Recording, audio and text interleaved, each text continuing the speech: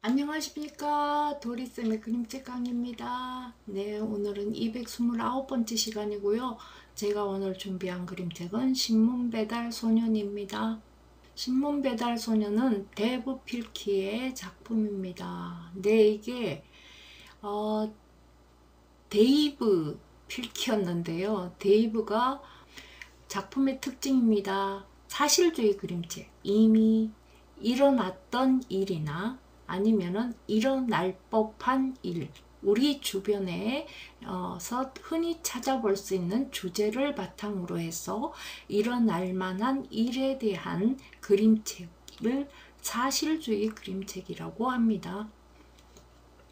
속표지에서 이야기가 시작되고 있고요.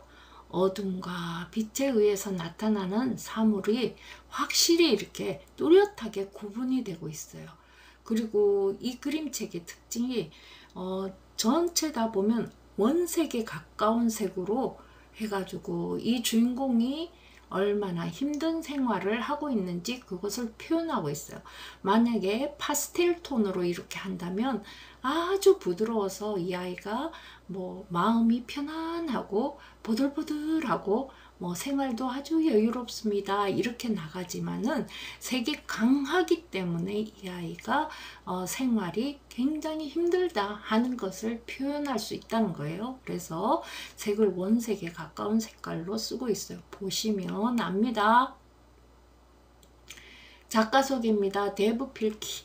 네, 제가 찾아보니까 칼데코 명예상, 이거는 그림책상이잖아요. 그런데 밀러상, 가장 좋아하는 아동 도서 작가, 이래서 보통 아동 도서를 많이 쓰셨어요. 이제 그 시리즈 이렇게 나가는데요. 디즈니 어드벤처 키즈 초이스 어워드, 퍼블리셔스 위클리 올해의 인물상, 작품이 주로 아동문학 소설 시리즈가 많은데요. 드래곤 시리즈, 벙어리 토끼 시리즈, 캡틴 언더 팬츠 시리즈, 더그맨 시리즈, 캣키드 코믹 클럽 시리즈, 리키 리코타의 마이티 로봇 시리즈, 그 다음요 빅도그와 리틀도그 시리즈 등등이 있습니다. 굉장히 유명한 분이십니다. 내용입니다. 어둠이 가시지 않은 새벽에 신문 배달 소년의 집에 배달되어야 할 신문이 도착합니다. 이게 단독주택에는 보면은 1층에 거기에 거라지가 있습니다. 차고가 있습니다. 거기에 보통 보면은 연장들이 거기에 같이 있거든요. 뭐 자동차를 고치는 연장이라든가 집에 소소한 뭐 물건을 아니면 뭐 문을 고친다든가 이런 연장들이 거기에 있고요. 보통 이제 테이블이 하나 있죠. 그런데 여기 이 친구 집에, 이 소년의 집에 신문이 거기에 도착을 합니다. 소년은 추운 날씨에 따뜻한 이불 밖으로 나오는 것이 힘들지만은 소년도 강아지도 모두 일어납니다. 그 후에 어떤 일이 있었을까요? 친구들은 신문이 어떻게 배달됐는지 들어본 적 있나요? 요즘은 인터넷 신문을 많이 봐요. 그죠? 그런데 신문은 이게 글하고 인터넷하고, 그러니까 종이에 써진 글을 읽는 거하고, 네, 인터넷으로 이렇게 화면으로 읽는 거하고는 많이 달라요. 화면으로 하는 거는 이게 시각적으로 굉장히 자극이 많이 되고요. 이거 화면으로 읽은 것은 한 40% 정도 기억이 된대요. 그래, 책에는 책을 읽으면서 저 같으면 하이라이트 치고 거기다가 막 뭐라고 적어요. 이게 중요한 부분 막 적고 이러거든요. 안 그러면은 노트에다가 중요한 부분을 막 적어 놔요.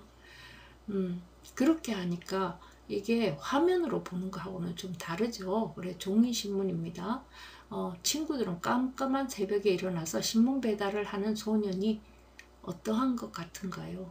이 친구 신문 배달을 하기 위해서 새벽에 일찍 일어나서 남들이 일어나기 전에 벌써 새벽에 신문을 다 돌리고 다시 잠자리에 들죠. 이게 이렇게 색이 강합니다. 주인공 소년이 자전거 헤드라이트를 비추면 이 라이트가 밝게 빛난다는 것은 주위 어둠이 짙다 하는 얘기잖아요. 그래서 지금 깜깜한 이 별이 달이 떠 있는 이 시간에 이 소녀는 신문을 배달하느라고 이 큰 가방에 든 신문하고 그리고 헤드라이트를 비추면서 깜깜한 밤에 강아지와 함께 가는 모습이 보입니다. 면지예요. 지금 깜깜해요. 별도 있고요. 여기 판권 페이지 속표지입니다. 속표지에 보면은 여기 아침나라 신문 발송부일에서 지국이죠. 여기에서 벌써 신문이 이렇게 줄 서 가지고 있잖아요. 아침나라 신문 자동차에다가 이 신문을 옮겨 싣는 거죠. 자, 벌써 아침나라 신문 발송부에서는 신문을 벌써 자동차로 옮기는 중입니다. 다음 나오는 질문, 다음은 키니 위트모에게 감사드리며 헌사 페이지잖아요. 그죠? 근데 아침나라 신문이 벌써 출발했어요. 그래서 이제 신문을 돌리는 그런 사람들 집으로 출발해서 신문을 나누어 주러 가는 거예요. 그래서 아직 집집마다 보면 불이 켜진 집이 없잖아요. 여기 창문에 불이 켜져야 되는데 그렇게 켜진 집은 없고요. 깜깜해요. 다들 자고 있는데 아침나라 신문에서 자동차에서 신문 뭉치를 가지고 이 집으로 지금 향하는 거죠. 신문 배달 소년의 아침은 늘 어두컴컴합니다. 그리고 언제나 춥습니다. 여름에도 쌀쌀합니다. 이렇게 추운 아침에도 침대는 따뜻하기만 합니다. 그래서 일어나기가 매번 힘듭니다. 네, 그건 강아지한테도 마찬가지입니다. 집에 바깥 모양을 그린 게 아니라 집에 지금 단면도를 그렸죠. 지붕 아래 다락방에 있는 방이죠. 거기에 지금 이 주인공 소년이 누워 있습니다. 강아지도. 그래도 둘 다 일어납니다. 다음 2페이지입니다. 조용한 거실 쪽으로 살금살금 내려갑니다. 엄마 아빠가 주무시고 계시는 방문 앞을 지나서 단독주택은 미국의 단독주택은 1층에 부엌이 있고요. 그 다음에 2층에 침실이 있습니다. 그래서 엄마 아빠가 주무시는 방 쪽을 지나갑니다 하는 말입니다.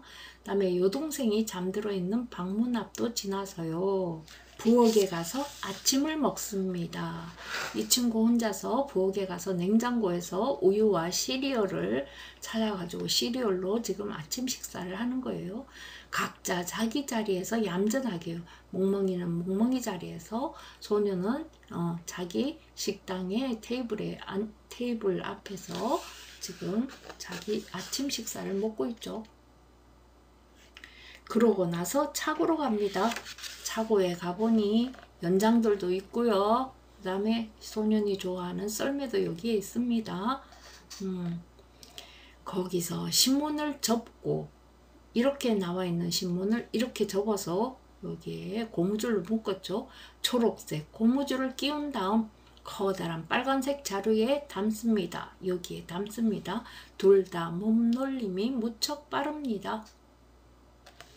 무거운 신문 가방을 짊어지고 자전거를 타기란 무척 힘이 듭니다.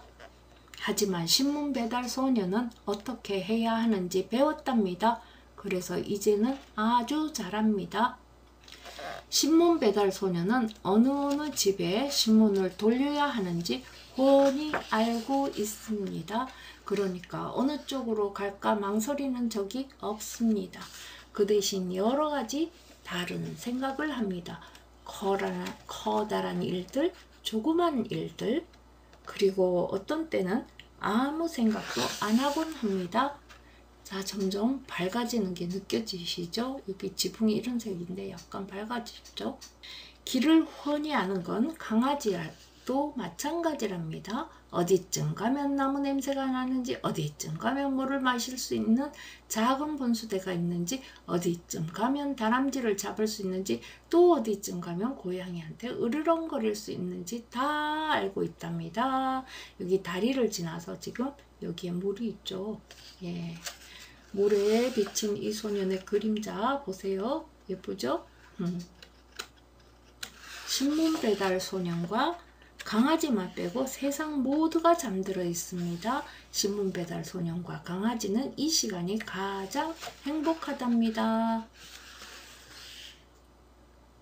붉은 기운이 떠오르네요. 이제 해돋이가 시작됐어요. 그러나 여기저기에서 차츰 세상이 깨어납니다. 이제 불이 들어오죠. 여기에 불 들어온 집이 하나 두 집 생겼죠. 달과 별들이 천천히 사라집니다. 하늘은 오렌지색과 분홍색이 됩니다.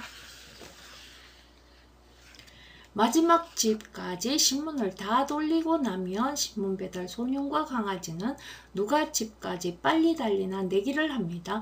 신문 배달 소년의 등 뒤로 텅 빈 빨간색 자루가 차가운 아침 바람에 휘날립니다. 멋있죠? 이 휘날리는 모습이, 바람에 휘날리는 모습이 진짜 멋있게 그려졌어요. 자, 아까 우리가 앞에서 깜깜한 여기 깜깜한 밤에 자고 있는 모습이 있었잖아요. 똑같은 그 공간이에요.